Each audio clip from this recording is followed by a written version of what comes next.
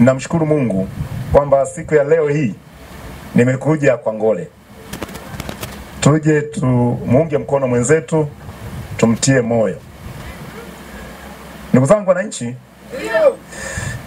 mimi ninajua sasa udiwani ni kitu gani. Ngole atakuwa diwani hapa. Kwa vyote, kwa kuwa pia anagombea peke yake, itakuwa ni kura ya ndio au hapana. Kwa hiyo kwa vyote vile, tangu wananchi mjitokeze kwa wingi kuweka hizo kura ya ndio, kwa sababu tusipojitokeza ni kweli atashinda, lakini ina madhara kwa viti maalum. Kura hazitatosha, kwa hiyo tutakosa wakilishi mchache kwa viti maalum. Kwa hiyo lazima tuone namna yoyote ya kusaidiana na ndugu yetu Ngole na viongozi wengine, ili tarehe 29 wananchi wote kwa ujumla mje. Sasa leo tunasema nini?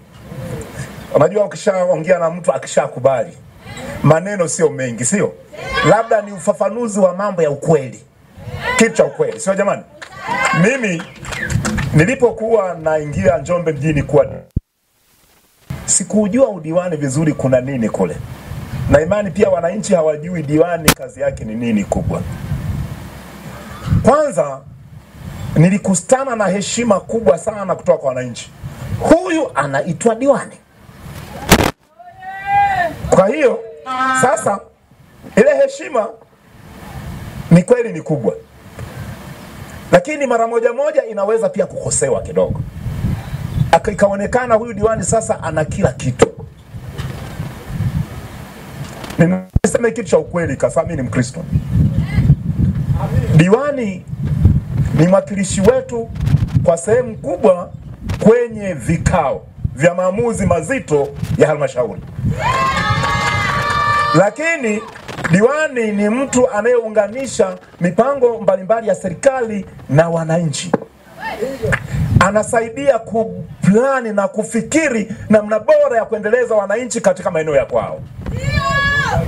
Kwa huyo diwani, mwisho wa siku akifanya vizuri, kata yake itapata haki ya mgao unaotokana na halmashauri pamoja na taifa kwa ujumla. Kama ni barabara, anaweza kupambana barabara chache zikapatikana kwa lami au kwa kokoto. Kama ni madaraja, kama ni shule, kama ni chekechea, kwa kushirikiana na ngazi nyingine, akafanikiwa kupata hiyo miradi kwa urahisi. Lakini inahitaji hekima kubwa sana. Nimesema diwani anapata heshima kubwa, lakini unapoongoza kata kama ya Ramadhani ni kubwa sana. Sitaki kusema maslahi ya moja kwa moja diwani anapata nini, lakini waambie tu ni diwani, hakuna tofauti kubwa na mwenyekiti wa mtaa. Hakuna mapato makubwa.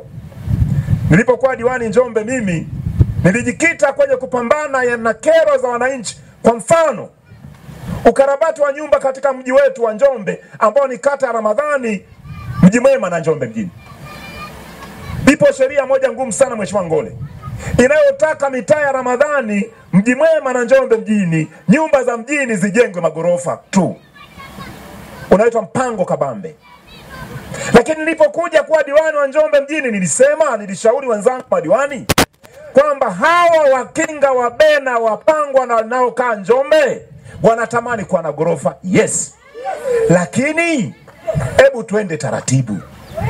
Tukitaka kujenga gorofa kwa siku moja, manake wenyeji wa Kibena, Ramadhani na Njombe na Mji Mwema lazima wenyeji wale wahame, ili waachie wenye fedha wajenge magorofa pale. Kwa hiyo tukapambana, tukaruhusu mfumo wa kukarabati nyumba katika mji wetu wa Njombe wenye kata hizi tatu. Kwa nyumba ukienda mjini zinakarabatiwa, ukienda Ramadhani zinakarabatiwa. Baadaye hawa wenye nyumba kishakuwa na fedha, watakuwa wanapandisha vigorofa kidogo kidogo. Miaka 50-70 ijayo, Njombe itakuwa ni magorofa yote ya wenyeji, sio wageni wenye fedha wanaokuja kuchukua nchi yetu. Kwa hiyo nina imani Ngole alikuwa ni katibu mwenyenezi wa mkoa huu ambaye alifanya Tanzania ijue kuna Njombe. aliyepandisha nafasi ya wenezi ulikuwa hauna faida kubwa sana, lakini alipokuwa mwenezi yeye mambo yalibadilika.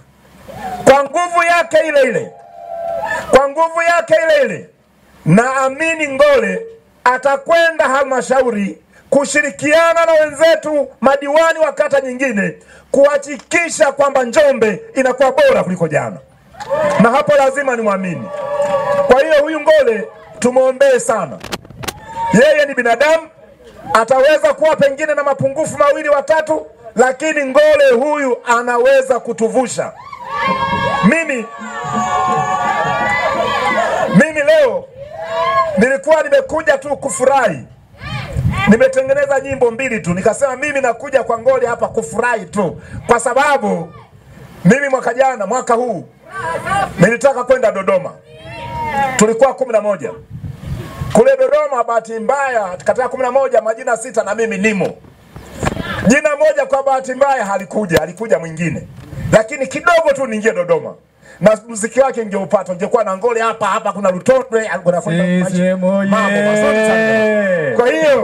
Kwa hiyo lakini huwa tunashukuru chama chetu kina mfumo wake, utaratibu wake. Chama hiki ni kikubwa. Tutapiga show, tutafanya kazi. Niwahakikishieni Njombe ya miaka 5 ijayo ni Njombe mpya. Tufikiri kwa pamoja jinsi ya kuendeleza nchi yetu. Niwashukuru sana Mheshimiwa Ngole kabisa.